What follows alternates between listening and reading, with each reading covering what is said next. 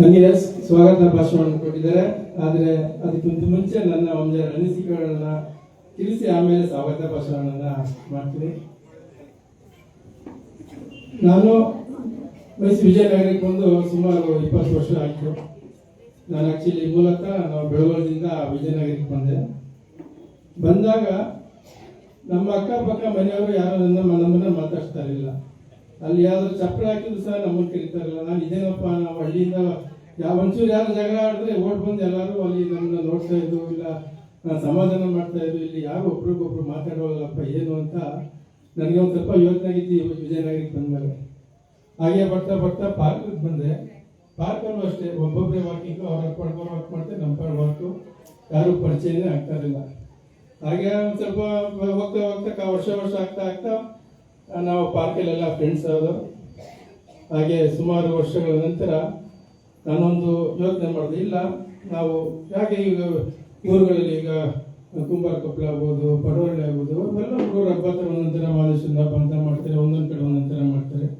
ನಾವು ಏನಾರ ಮಾಡಿ ವಿಜಯನಗರದ ಜನನೆಲ್ಲ ಒಂದು ಕಡೆ ಸೇರಿಸ್ಬೇಕು ಅಂತ ನಾನು ಯೋಚನೆ ಮಾಡಿ ಸುಮಾರು ಒಂದು 8 ವರ್ಷದ ಹಿಂದೆ ಯೋಗ ಕಾಂಪಿಟೇಷನ್ನು, ವಾಕಿಂಗ್ ಕಾಂಪಿಟೇಷನ್ನು, ಹಾಗೆ ಆರೋಗ್ಯ ತಪಾಸಣೆ ಶಿಬಿರ ಅಂತ ಒಂದು ಡೆಮೋ ಇಲ್ಲಿ ಮಾಡೋಣ ಅಂತ ಮಾಡಿದೆ.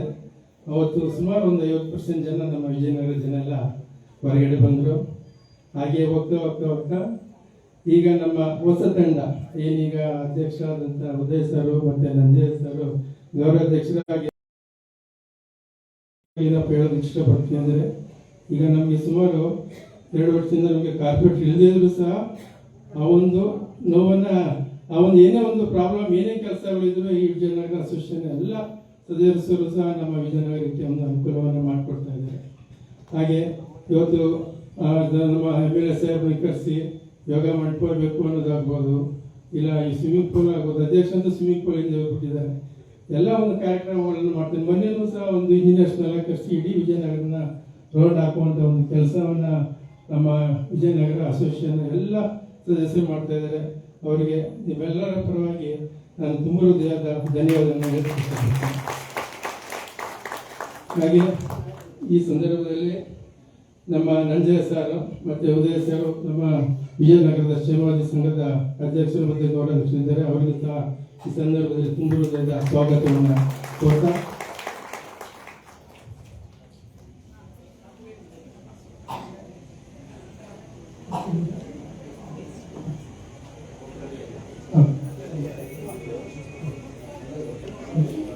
ಹೀಗಾಗಿ ಅಧ್ಯಕ್ಷರಾದಂಥ ಉದಯ್ ಸರ್ ಅವರಿಗೆ ನಮ್ಮ ವಿಜಯನಗರದ ಎಲ್ಲರೂ ಸೇರಿ ಒಂದು ಸನ್ಮಾನ ಮಾಡಬೇಕು.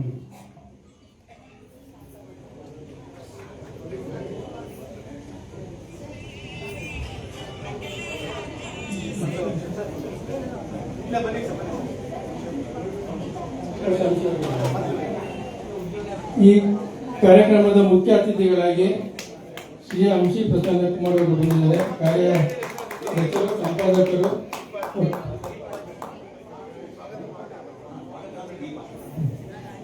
ಅವ್ರಿಗೂ ಸಹ ಈ ಸಂದರ್ಭದಲ್ಲಿ ಸ್ವಾಗತವನ್ನು ಕೊಡ್ತಾ,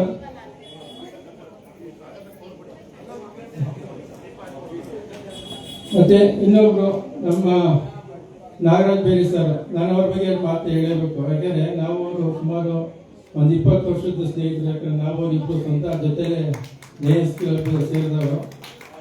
ಅವ್ರು ಏನಪ್ಪ ಅಂದ್ರೆ ಹಿಡಿದಾಟನ ಬಿಡಲ್ಲ, ಏನಾರ ಒಂದು ಮಾಡ್ಬೇಕಂದ್ರೆ ಸಾಧಿಸ್ತಾರೆ. ಯಾಕಂದ್ರೆ ನಾನು ಅವರು ಜೊತೆಲೆ ಲಯನ್ಸ್ ಕ್ಲಬ್ ಸೇರಿದಾಗ ಅವರು ಅಧ್ಯಕ್ಷರಿಂದ ಅಂತಾರಾಷ್ಟ್ರೀಯ ಮಟ್ಟಕ್ಕೆ ಅವರು ಗವರ್ನರ್ ಆಗಿ ಅವರು ಒಂದು ಸೇವೆಯನ್ನು ಸಲ್ಲಿಸಿದ್ರು.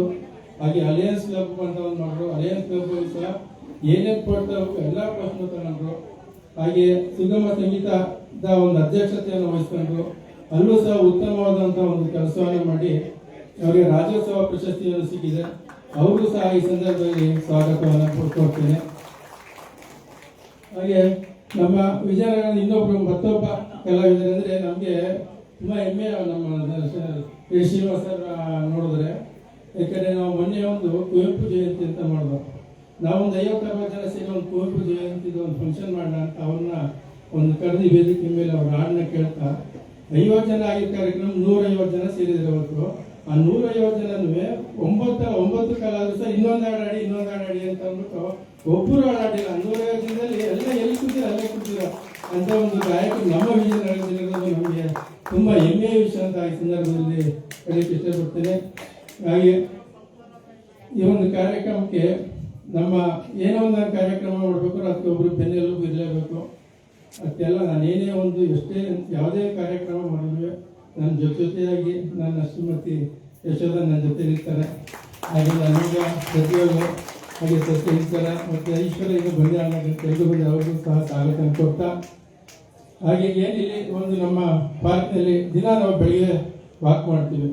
ನಮ್ಮ ವೀಣಾ ಮೇಡಮ್ ಅವರು ಒಂದು ಟೀಮ್ ಇದೆ, ಹಾಗೆ ಉದಯ್ ಸರ್ದು ಒಂದು ಟೀಮ್ ಇದೆ, ಹಾಗೆ ವಿಜಯ್ ಕುಮಾರ್ ಸರ್ದು ಒಂದು ಟೀಮ್ ಇದೆ.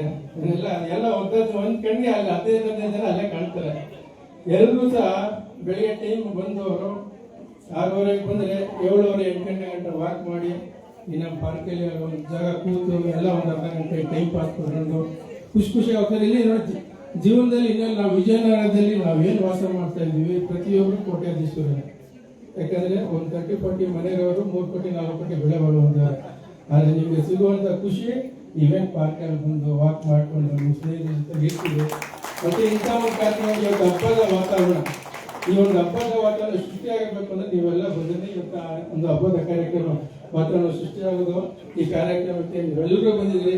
ನಮಗೂ ಸಹ ಈ ಸಂದರ್ಭದಲ್ಲಿ ನಾನು ತುಂಬುವುದಾದ ಸ್ವಾಗತವನ್ನು ಕೊಡ್ತಾ, ಹಾಗೆ ನಮ್ಮ ಸ್ನೇಹಿತರು ಸಹ ಪಾಲಿಕೆ ಸದಸ್ಯರಾದಂತಹ ಸುಬ್ಬಯ್ಯ ಸರ್ ಬಂದಿದ್ದಾರೆ, ಅವ್ರಿಗೂ ಸಹ ಸ್ವಾಗತವನ್ನು ಕೊಡ್ತೀನಿ. ಹಾಗೆ ನಮ್ಮ ಪುಣ್ಯಕೋಟಿ ದೇವಸ್ಥಾನದಂತಹ ಹನುಮಂತೇಶ್ ಬಂದಿದ್ದಾರೆ, ಅವ್ರಿಗೂ ಸಹ ಸ್ವಾಗತವನ್ನು ಕೊಡ್ತಾ, ಹಾಗೆ ನಮ್ಮ ಎಲ್ಲ ಯೋಗ ಬಂಧುಗಳು ಇವತ್ತಿನ ದಿವಸ ನಮ್ಮ ಏನು ನಾವು ಯೋಗ ಫಸ್ಟ್ ಬ್ಯಾಚ್ ಇಲ್ಲಿ ಮತ್ತೆ ಸೆಕೆಂಡ್ ಬ್ಯಾಚ್ ಮತ್ತೆ ಸೆಕೆಂಡ್ ಸ್ಟೇಜಲ್ಲಿ ಯೋಗ ಮಾಡ್ತಾರೆ. ಹಾಗಾಗಿ ನಾನು ಎಕ್ಸ್ಟ್ರಾ ಪ್ಲೇಟ್ ಯಾವಾಗಲೂ ಕಾಲ ಒಂದು ದಿವಸ ನಾನು 100 ತಟ್ಟೆ ಪ್ಲೇಟ್ ತರ್ತೀನಿ ಅಂತ ಈಗ ನಮ್ಮ ಸ್ನೇಹಿತರೆಲ್ಲ